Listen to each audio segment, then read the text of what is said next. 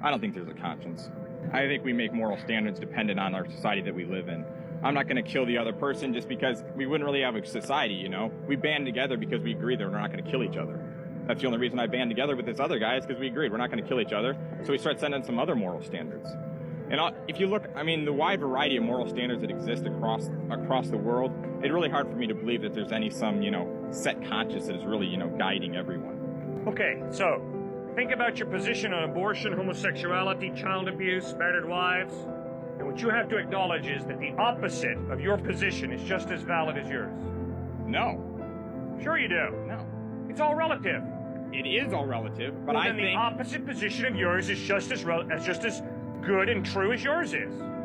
It is in that sense, but I think there is a certain moral standard which will help, which you can create, that'll make it the best moral standard for everyone to live the best. Oh, and who decides what's best for everybody? We got to figure that out. That's what the philosophers are working on. So we trust the philosophers. Talk to the ethical philosophers. That's what they're working on. Oh, so we trust the ethical philosophers to make that decision. You got to trust someone to come up with an ethical standard to try to guide your life by.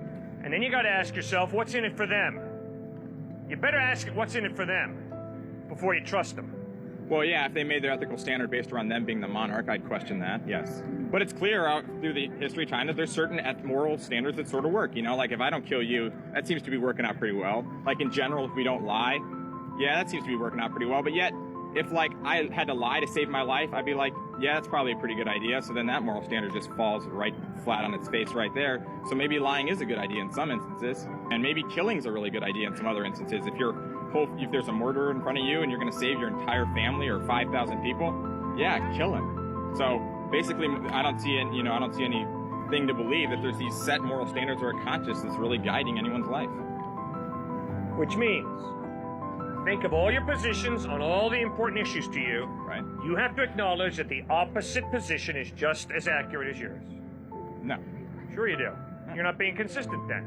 No. If morality is relative, it means that all of the beliefs that I have are just as legitimate, just as correct as all of the beliefs that are diametrically opposed to mine.